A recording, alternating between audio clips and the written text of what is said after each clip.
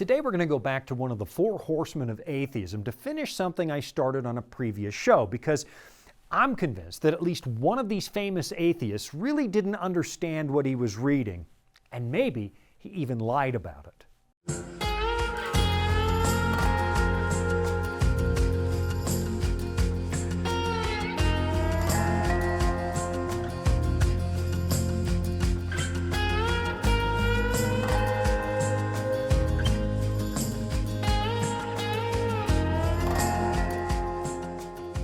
Welcome to Authentic, the show where we examine what it means to live a genuine human existence. Which means that we unpack all kinds of topics, including things like ethics and psychology and epistemology and faith and, well, just about everything under the sun. And what we're going to do today is pick up on a topic that I just kind of left dangling on another episode, and it was, well, frustrating because in my typical blabbermouth fashion, I ran out of time before I could really finish what I was trying to say. So, if you missed the first part of this discussion, you might want to head on over to our website, vop.com, and look for Hitchens Wasn't Great Part 1. And that way, I won't have to review everything from last episode in this episode, which would mean that I run out of time yet again. What I will do is set the table by saying this. What we're talking about is Christopher Hitchens' best-selling book, God Is Not Great, a book that still sells to this day.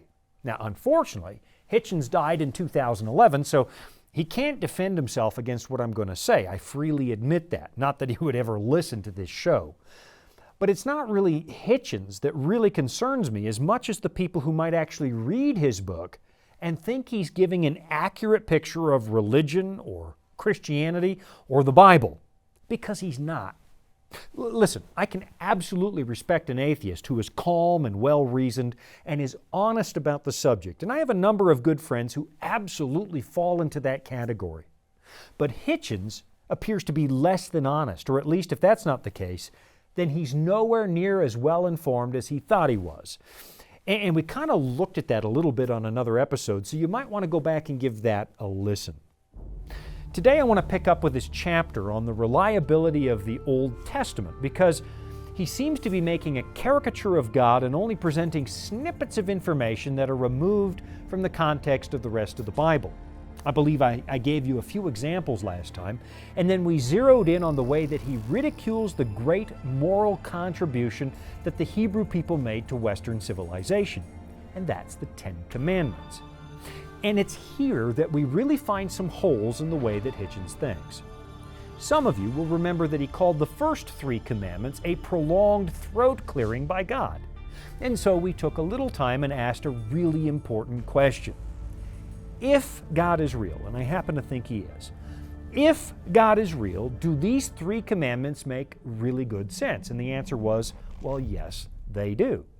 If there is a God, and only one God, and he is loving, then the prohibition against serving something or someone else makes sense. You're actually jeopardizing your own well-being if you ignore that fact. The Creator God, according to the Bible, is the only source and only sustainer of life, and that makes it very important to be clear about the way you're going to relate to Him. Then we saw that a prohibition against taking God's name in vain isn't really just about careless language. It's about professing publicly to be God's child and then making a mockery of His name or His character through the way you behave, which was, interestingly, a huge part of Christopher Hitchens' complaint against religious people. He pointed out that the religious have behaved abysmally over the centuries, and I don't deny that. In fact, people who have listened to me over the years know full well I openly admit it. It's true, we have misbehaved. And if you take the time to read the Bible honestly, you quickly discover that the Bible never tries to hide the embarrassing behavior of God's people. In fact, their bad behavior is one of the biggest themes in the book. So, Hitchens is completely right about this. There are a lot of very toxic religious people, and I strongly suspect by the tone of his book that Mr. Hitchens had been exposed to more than a few of them. But in condemning the bad behavior of God's people, Hitchens is actually underlining the validity of the third commandment, which tells us that taking the Lord's name in vain is a sin.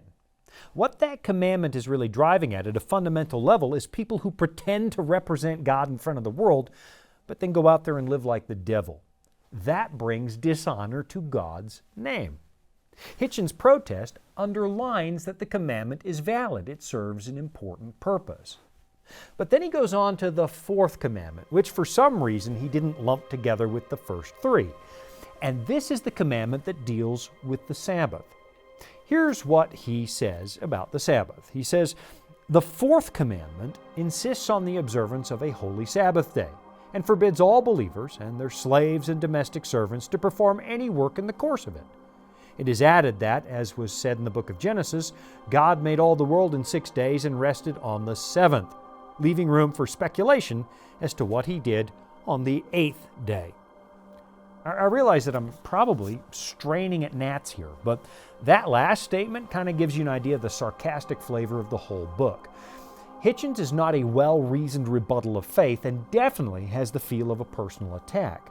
I mean, there's absolutely no point in saying we don't know what happened on the eighth day because the pattern shown in the Bible is that once the seventh day, the day of rest, was over, the weekly cycle just started over again. What Hitchens is trying to do is make his readers think the story is completely silly before they ever have a chance to read it. But now that I've lodged that complaint against Hitchens, let me point out the real problem.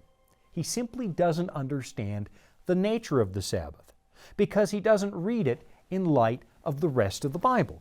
We have hundreds and hundreds of pages of very important commentary in the Bible on what those commandments mean, what they represent. But Hitchens conveniently ignores all of that, even though he insists quite firmly he knows what the Bible says. So let me just put the question like this. What in the world is wrong with a God who wants you to have a day off? Who wants you to use a little time each week to invest in a close and personal relationship with Him? That's the point of the Sabbath.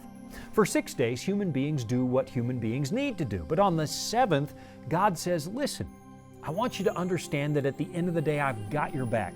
You don't have to earn my love. You already have it. You don't have to win the kingdom of heaven through your personal efforts because I've already won it for you. I made you, I gave you life, and I'm eager to spend time with you. The Sabbath is a day where you can quit trying and just be. And honestly, that's the picture you get when you study this commandment throughout the rest of the Bible. I mean, just consider the way that Jesus taught the fourth commandment. When the Pharisees condemned His disciples for picking a few heads of grain to eat on Sabbath as if they were performing some kind of strenuous farm labor, here's what Jesus says. And He said to them, the Sabbath was made for man, and not man for the Sabbath. Then on another occasion, He told His disciples, he who has seen me has seen the Father, which completely shuts down all those people who say that the God of the Old Testament was harsh and severe and completely different from Jesus. From the very beginning, the Sabbath was created as a gift for the human race. And you really have to do a lot of mental gymnastics to find something wrong with a God who gives you the gift of rest. I mean, just think about the way the world beats you up day in and day out, and ask yourself how many times you've been glad that you work around the clock 7 days a week. That's not how you were designed. And the God who made you, the God who loves you, recognizes this, and He simply asks you to come and rest with Him 1 day a week. It's a mandatory day off. How in the world anybody could be angry about that is beyond me. And frankly, I think it means you might have the wrong perspective about God in the first place. But now it's time for a break, so don't go away. I'm going to take a little rest, you take a little rest, and then we got a lot more stuff to talk about. Dragons, beasts, cryptic statues. Bible prophecy can be incredibly vivid and confusing. If you've ever read Daniel or Revelation and come away scratching your head, you're not alone. Our free Focus on Prophecy guides are designed to help you unlock the mysteries of the Bible and deepen your understanding of God's plan for you and our world. Study online or request them by mail and start bringing prophecy into focus today. You know, it occurs to me that it might be really useful to look at how the Ten Commandments are actually structured, because that might make all the difference in the world when it comes to understanding them. Let me show you something in a story from the New Testament where the religious leaders of the day were trying to trip Jesus up because they saw Him as a threat to their own authority. Here's what the Bible says. Then one of them, a lawyer, asked him a question, testing him and saying, "Teacher, which is the great commandment in the law?" Now listen carefully to what comes next. Jesus said to him, "You shall love the Lord your God with all your heart, with all your soul, and with all your mind. This is the first and great commandment. And the second is like it. You shall love your neighbor as yourself. On these two commandments hang all the law and the prophets." Now, I've heard some people say that Jesus was replacing the Old Testament with that statement, as if the Old Testament had nothing to do with love.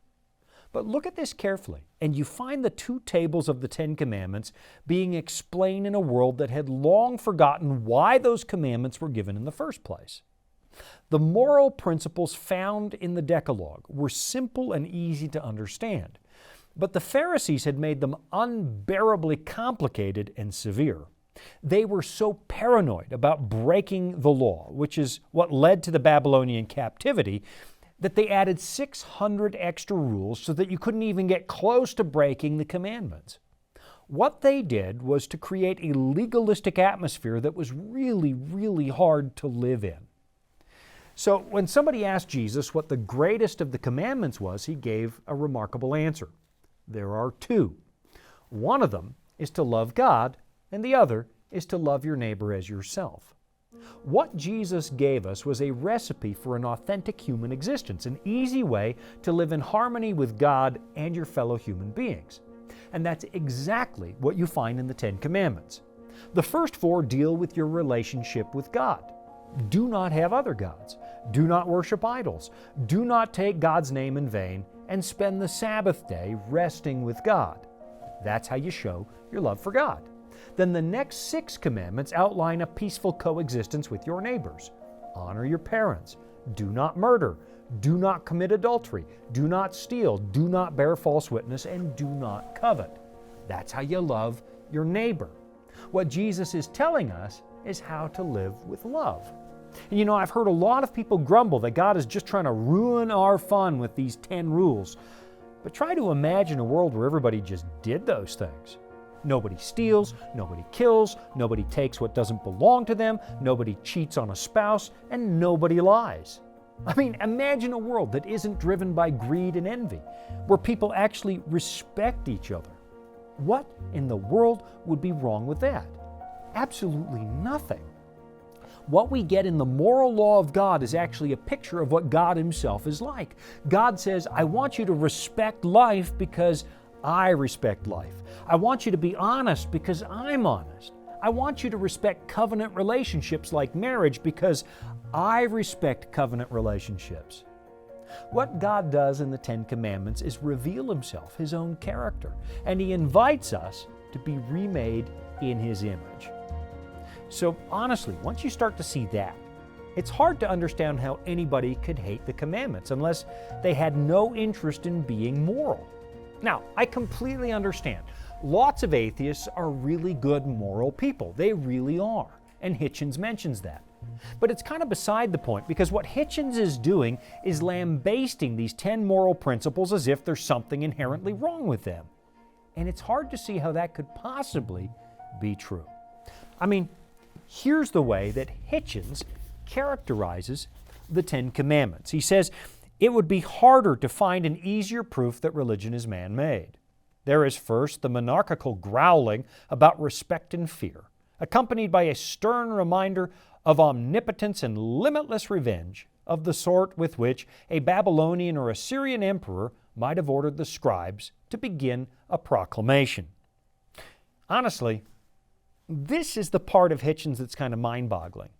He's reading the same 10 Commandments that I've been reading to you, and he sees them as the unreasonable demand of a vengeful God, which tells me that either Hitchens never read the whole Bible, or he was so blinded by his own anger over some issue, something that happened, that it made him conveniently ignore the rest of the story. Or, another possibility, he's just being downright dishonest.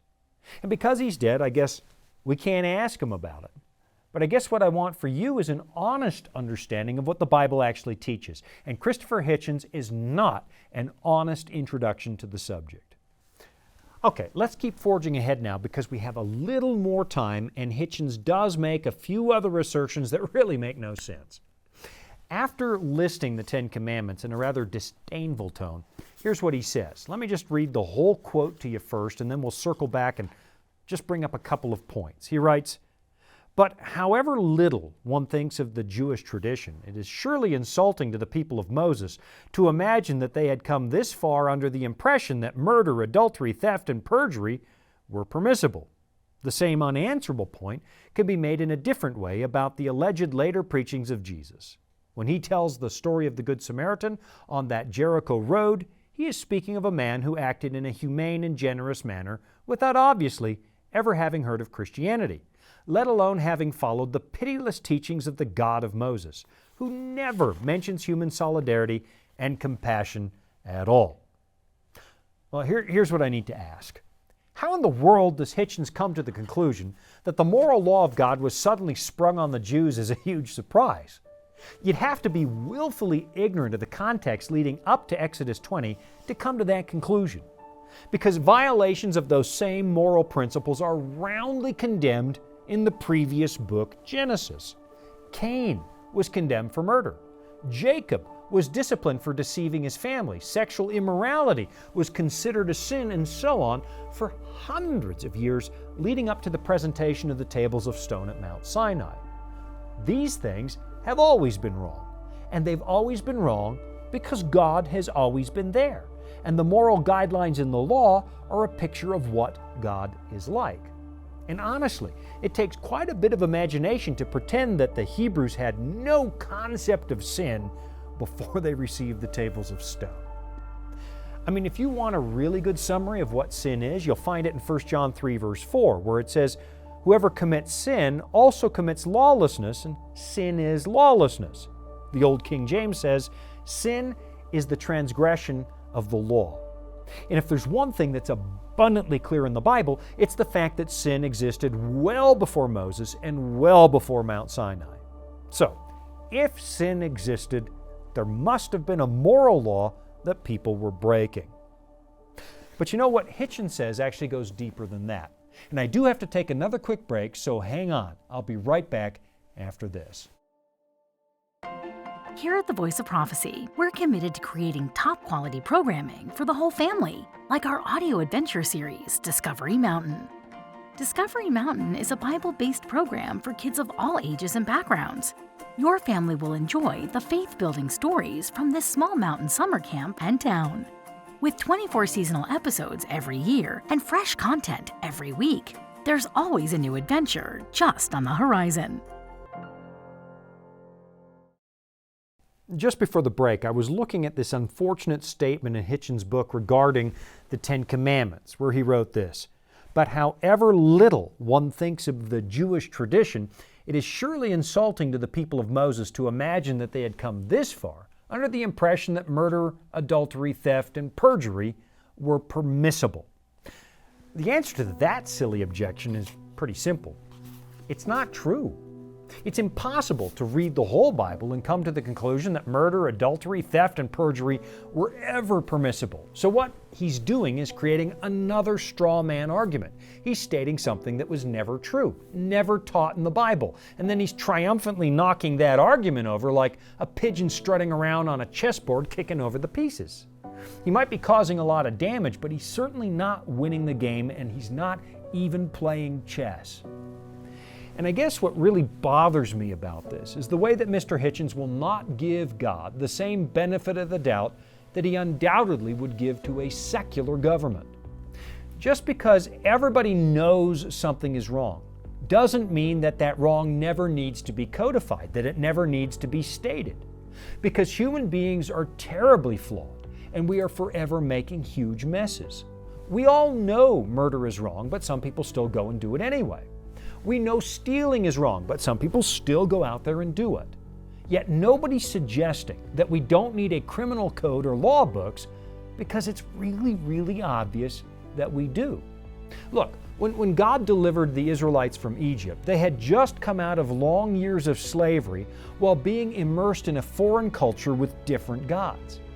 As he led the Israelites out of bondage, he established a covenant with them, basically saying, I will be your God, and you will be my people. And the moral law of God was the basis of that covenant. It describes what it means to be the people of God. God expected them to reflect His character and His values. It was only appropriate at that point in history to restate those principles and encode them in stone, the same way you spell things out when you sign a contract. Everybody knows that you should be honest when you sell a house, but you still pull out a document that spells out exactly what your agreement means. Even a neophyte in history knows that you have to review and restate the law of the land more than once, because those laws are the guidelines that hold civilization together. And the Ten Commandments were the laws that held the nation of Israel together. None of those moral principles came as a surprise to anybody. And so Hitchens is frankly arguing against something that was never, ever true. And when it comes to the story of the Good Samaritan, wow, did Hitchens ever miss the boat. When Jesus told that story, He was pointing out that the people who lived next door to Judea, the Samaritans, the people who didn't have the same privileges as Jerusalem, the people that were despised by those who professed to teach the true religion of God, well, Jesus was pointing out that the Samaritans understood God's moral principles better than they did. The Hebrews, the Jews in Jerusalem had made a perversion of the law because they made it loveless, but the Samaritans they despised as unclean garbage were actually closer to God than they were because they knew how to love. They were keeping the law while the Jews were breaking it. Remember, Jesus said that the easiest summary of the law is to love the Lord your God with all your heart and to love your neighbor as yourself. If anything, the Samaritan in the parable is naturally keeping the moral law while the professed children of God are defiantly breaking it. And that's the point of the story.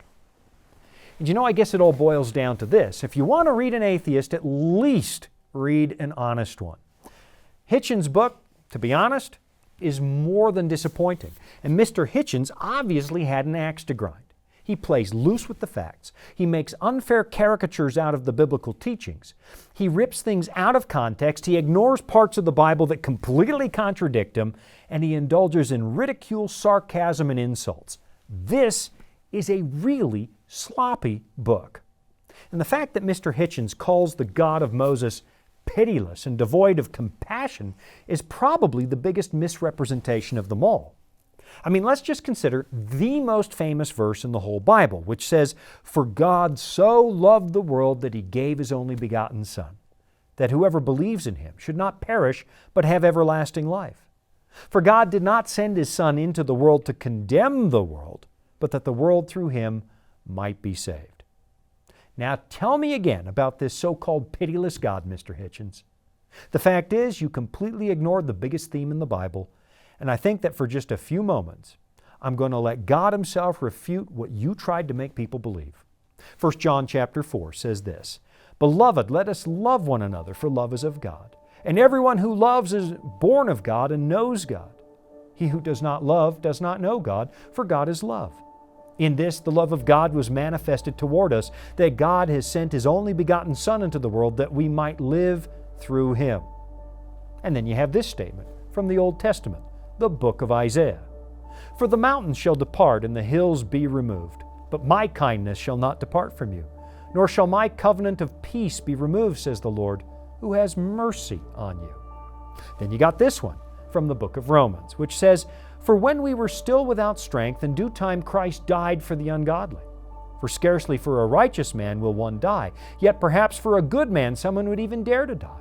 But God demonstrates His own love toward us, in that while we were still sinners, Christ died for us." So no, Mr. Hitchens, you've been less than honest about the tone and tenor of the Bible. And I'll be right back after this. Are you searching for answers to life's toughest questions like, where is God when we suffer? Can I find real happiness? Or is there any hope for our chaotic world?